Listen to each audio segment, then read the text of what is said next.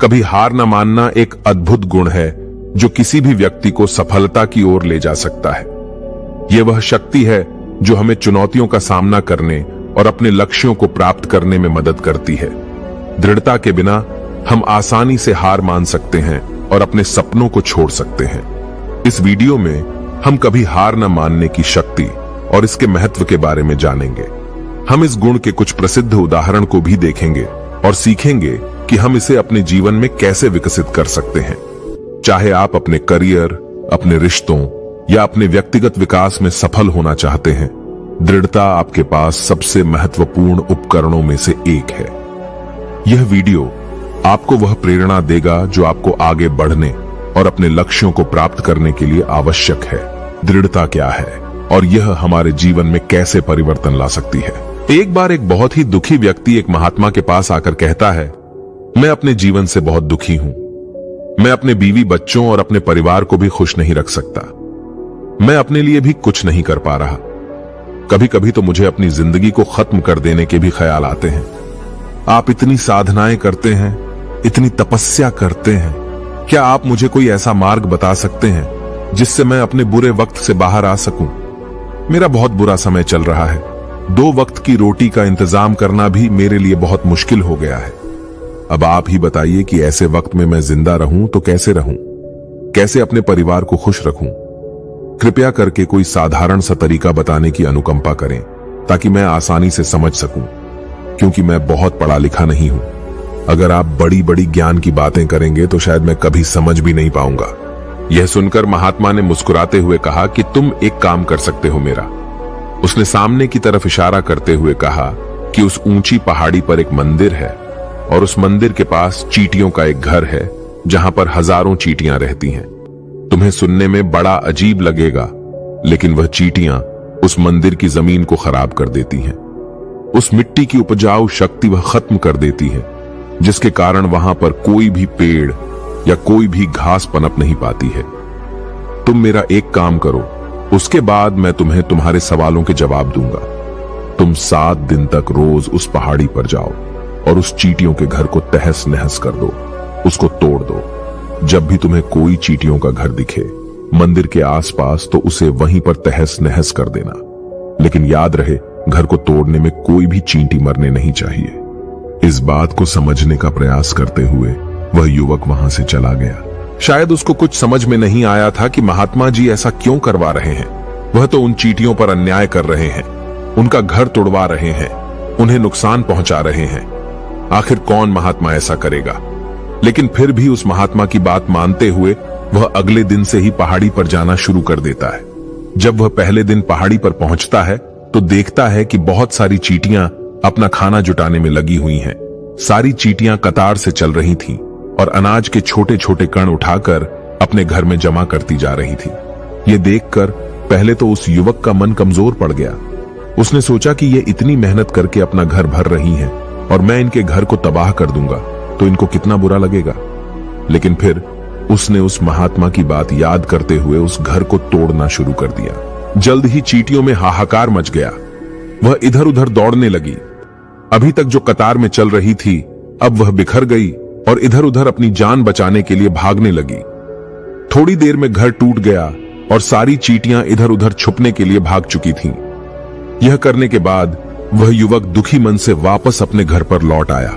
उसका मन परेशान था, दुखी था, पश्चाताप से भरा हुआ था। फिर उसने अपने बिस्तर में रात में लेटे लेटे ही सोचा कि अब तो उन चींटियों का घर तबाह हो चुका है। अब वहां वापस जाने से क्या प्रयोजन है? अब क्या फायदा होगा? क्योंकि चींटियों का घर तहस नहस करने के लिए महात्मा जी ने कहा था, जो मैं कर चुका हूं। लेकिन फिर कुछ सोचकर अगले दिन उसने फिर से जाने का निश्चय किया और अगले दिन सुबह सुबह उठकर वह वापस उसी पहाड़ी पर पहुंच जाता है। पहाड़ी पर पहुंचकर वह उसी जगह पर पहुंचता है जहां पिछली सुबह उसने उस घर को तहस नहस कर दिया था। लेकिन वह यह देखकर चौंक जाता है कि उन चींटियों ने फिर से अपना घर उसी जगह पर बना लिया था और अब वह फिर से अपने घर के लिए सामान इकट्ठा करने में जुटी हुई थी। उस आदमी को देखकर लगा कि यह चींटियां कितनी मूर्ख हैं। इनको पता है कि कल ही इनका घर इसी जगह पर तबाह किया गया है और उसी जगह पर उन्होंने अपना नया घर भी बना लिया। और यह सोचकर वह आदमी हंसने को हुआ। लेकिन फिर से महात्मा की बात याद करते हुए उसने उन चींटियों का घर फिर से तबाह करना शुरू कर दिया। फिर से उन चींटियों में हलचल मच गई और थोड़ी देर में वह चींटियां इधर उधर अपनी जान बचाने के लिए भागने लगी। कुछ ही देर में उनका घर फिर से नष्ट हो गया और वह युवक थोड़ा संतोष के भाव से कि इस बार तो मैंने अच्छी तरह से उस घर को तबाह कर दिया है, अब तो वह चींटियां यहां पर अपना घर बना ही नहीं पाएंगी। इसीलिए जाने से पहले उसने उस घर पर ठंडा पानी भी डाल दिया ताकि चींटियां वहां पर अपना घर न बना सकें। और इस तरह अपना कर्म पूरा करके वह युवक फिर से अपने घर लौट आया। आज रात में सोते वक्त फिर से वह इंसान यही सोच रहा था कि क्या महात्मा यह सही काम करवा रहे हैं? क्या किसी का घर तबाह करना किसी सिद्ध पुरुष को शोभा देता है? क्या हो अगर वह महात्मा सिद्ध पुरुष हो ही ना? क्या होगा अगर वह मुझे बेवकूफ बना रहे हो? लेकिन फिर उसने निश्चय किया कि मैं अपने काम को पहले पूरा कर लेता हूं, उसके बाद ही पता चलेगा कि महात्मा मुझसे ऐसा क्यों करवा रहे थे। और यही सोचकर वह रात में सो जाता है। अगले दिन सुबह उठकर वह फिर से उसी पहाड़ी की ओर निकल जाता है। पहाड़ी पर पहुंचकर वह उसी जगह पर पहुंचता है जहां पर उसने उनके घर को तबाह कर दिया था और वह यह देखकर खुश हो जाता है कि वहां पर कोई भी घर नहीं था। सारी चींटियां वहां से भाग चुकी थीं। अब उसने सोचा कि अब मेरा रोज रोज आने का क्या प्रयोजन, क्योंकि चींटियां तो अपना घर बदल चुकी हैं और महात्मा जी ने मुझे 7 दिन आने के लिए कहा था, लेकिन आज तो तीसरा ही दिन है। अब बाकी 4 दिन वापस आने का क्या प्रयोजन? और यही सोचकर उसने निश्चय किया कि यहां से वह सीधा उसी महात्मा के पास जाएगा और उनको यह सारी खबर बता देगा। जब वह वापस मुड़कर उस पहाड़ी से उस महात्मा की कुटिया की तरफ जाने लगा तो उसने देखा तो अचानक उसकी नजर एक और घरौंदे पर पड़ी जो कि चींटियों का ही बनाया हुआ था। मतलब कि वह घरौंदा चींटियों ने ही बनाया था और अब वह चींटियां नए घर में वास कर चुकी थीं। यह नया घर उनके पुराने घर से थोड़ी ही दूरी पर था और जब उस युवक की नजर उस घरौंदे पर पड़ी तो उसने सोचा कि शायद महात्मा को पता था कि यह चींटियां अपना घर यहां से बदलकर किसी दूसरी जगह पर बना लेगी, इसीलिए उन्होंने मुझे 7 दिन आने के लिए कहा था। और यह विचार करके वह उसका नया घर भी तोड़ने के लिए पहुंच जाता है। जब वह वहां पहुंचा तो चींटियां उसी तरह अपने कार्य में लगी हुई थीं। वह अपने लिए खाना इकट्ठा कर रही थी और अपने घर में जमा करती जा रही थी। जो पुराना घर टूटा था वहां भी अनाज के कण बचे हुए थे और चींटियां वहां से भी अनाज इकट्ठा कर करके वापस अपने नए घर में ला रही थी। अब यहां पर फिर से युवक का मन थोड़ा कमजोर पड़ गया, क्योंकि वह खुद भी कमजोर था। इसीलिए उसके मन में उन चींटियों के प्रति दया का भाव उमड़ रहा था। उनके ऊपर उसे दया आ रही थी। वह चाहता था कि उनकी मदद करे, लेकिन वह उल्टा उनको नुकसान पहुंचा रहा था। लेकिन उस महात्मा की बात को याद करते हुए उसने फिर से उस घर को तोड़ने का निश्चय किया और उसने इस बार बड़ी ही सावधानी के साथ बिना किसी चींटी को कोई नुकसान पहुंचाए वह घर तबाह करना शुरू कर दिया। वक्त थोड़ा ज्यादा लगा, क्योंकि किसी भी चींटी को नुकसान न पहुंचाने की शर्त महात्मा ने पहले ही रखी थी।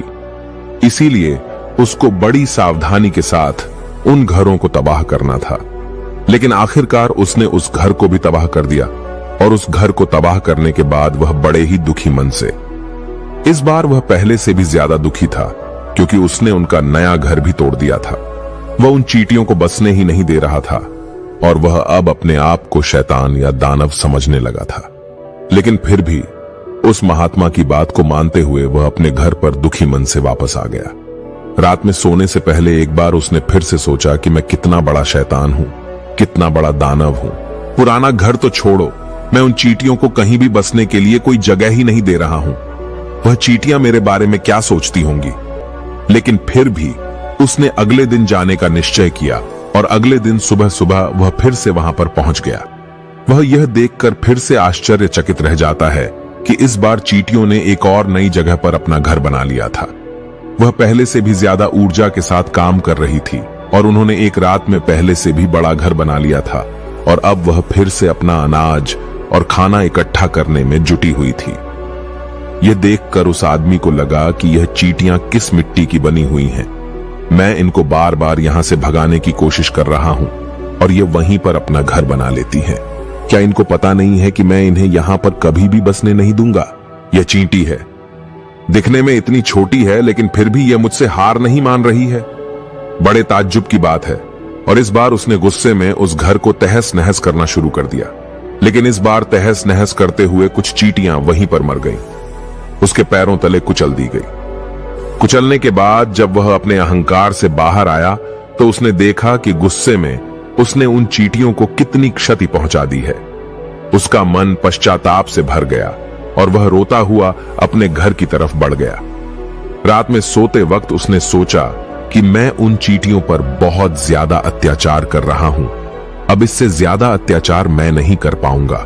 और यही सोचकर वह अगले दिन उन चींटियों के लिए अपने घर से थोड़ा आटा लेकर उसी पहाड़ी पर पहुंच जाता है। आज उसके मन में उन चींटियों के प्रति श्रद्धा का भाव था, दया का भाव था। आज वह उनकी मदद करना चाहता था। और जब वह वहां पर पहुंचा तो चींटियां फिर से अपने नए घर को बनाने में जुटी हुई थी। उसने बड़ी ही दया के साथ उन चींटियों को अपना लाया हुआ आटा खिलाया और अगले 3 दिनों तक वह ऐसा ही करता रहा। जो इंसान पिछले 4 दिनों से चींटियों को नुकसान पहुंचा रहा था, अब वही इंसान उन्हें मदद कर रहा था। वह रोज सुबह जाता और उन चींटियों को अपने हाथों से आटा खिलाता। 7 दिन के बाद वह युवक उस महात्मा के पास पहुंचकर हाथ जोड़कर बोलता है कि हे महात्मा जी, मुझे माफ कर देना। मैंने उन चींटियों का घर तबाह करने के लिए बहुत कोशिश की। मैंने उनका घर तबाह किया भी। 1 बार नहीं, 4 बार मैंने उनका घर तोड़ा। उसके बाद मैं हिम्मत नहीं कर पाया, उनके घर को नहीं तोड़ पाया। मैं समझ सकता हूं कि मैंने आपका काम पूरा नहीं किया और इसके बदले आप मुझे वह तरीके भी नहीं बताएंगे जो कि मुझे मेरे बुरे समय से बाहर निकाल सकते हैं। लेकिन मुझे इसका कोई दुख नहीं है। मुझे लगता है कि मैंने जो किया वह सही किया, इसीलिए मैं आपसे आज्ञा लेकर वापस जा रहा हूं। कृपया मुझे वापस अपने घर जाने की आज्ञा दीजिए।